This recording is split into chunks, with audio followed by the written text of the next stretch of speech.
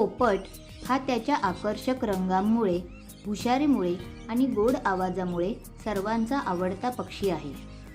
पोपटाचा मुख्य रंग हिरवा असतो।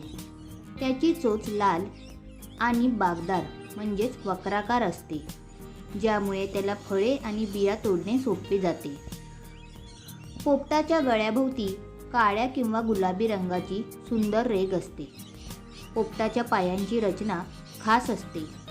त्याचे 2 बोटे पुढे आणि 2 बोटे मागे असतात, ज्यामुळे त्याला झाडांच्या फांद्या घट्ट पकडून ठेवता येतात आणि अन्न हातात धरून खाता येते।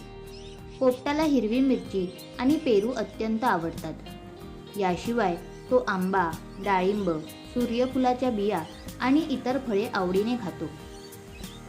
पोपट अतिशय हुशार पक्षी मानला जातो। जर त्याला योग्य प्रशिक्षण दिले तर तो माणसाच्या आवाजाची आणि शब्दांची तंतोतंत नक्कल करू शकतो। पोपट सहसा दाट झाडांवर, जंगलात किंवा जुन्या भिंतींमधील किंवा झाडांच्या ढोलीत घरटे करून राहतात। पोपटाला नेहमी थव्याने उडायला आणि राहायला आवडते। पोपटाचे आयुष्य साधारणपणे 15 ते 20 वर्षे असते, पण काही प्रजाती 50 वर्षांपेक्षा जास्त काळही जगू शकतात।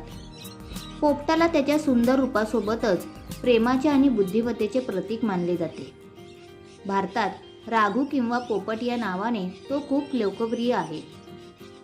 पोपट हा निसर्गाची शोभा आहे, त्यामुळे त्यांना पिंजऱ्यात कैद करून ठेवण्यापेक्षा निसर्गाच्या मोकळ्या वातावरणात उडू देणे अधिक योग्य आहे।